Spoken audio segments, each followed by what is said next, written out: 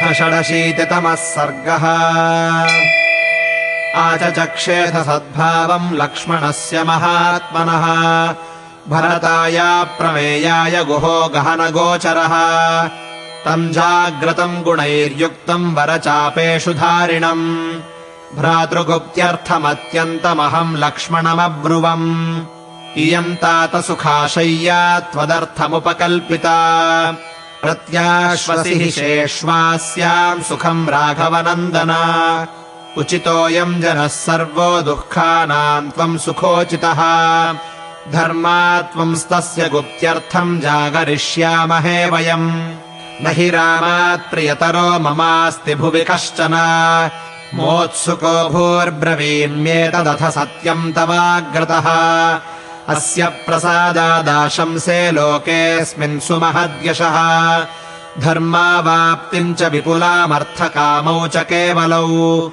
सोऽहम् प्रियसखम् रामम् शयानम् सह सीतया रक्षिष्यामि धनुष्पाणिः सर्वैः स्वैर्ज्ञातिभिः सह। न हि मे विदितम् किञ्चिद्वनेऽस्मिंश्चरतः सदा चतुरङ्गम् ह्यपि बलम् प्रसहेम वयम् युधि। एवमस्माभिरुक्तेन लक्ष्मणेन महात्मना अनुनीता वयम् सर्वे धर्ममेवानुपश्यता। कथम् दाशरथौ भूमौ शयाने सह सीतया शक्या निद्रा मया लब्धुम् जीवितानि सुखानि वा। यो न देवासुरैः सर्वैः शक्यः प्रसहितुम् युधि तम् पश्य गुहसंविष्टम् तृणेषु सह सीतया महता तपसा लब्धो विविधैश्च परिश्रमैः। एको दशरथस्यैष पुत्रः सदृशलक्षणः अस्मिन् प्रव्राजिते राजा न चिरम् वर्तयिष्यति। विधवा मेदिनी नूनम् क्षिप्रमेव भविष्यति। विनद्यसु महानादम् श्रमेणोपरता स्त्रियः निर्घोषो विरतो नूनमद्य राजनिवेशने। कौसल्या चैव राजा च तथैव जननी मम नाशंसे यदि ते सर्वे जीवेयुः शर्वरीमिमाम्। जीवेदपि च मे माता शत्रुघ्नस्यान्ववेक्षया दुःखिताया हि कौसल्या वीरसूर्विनशिष्यति।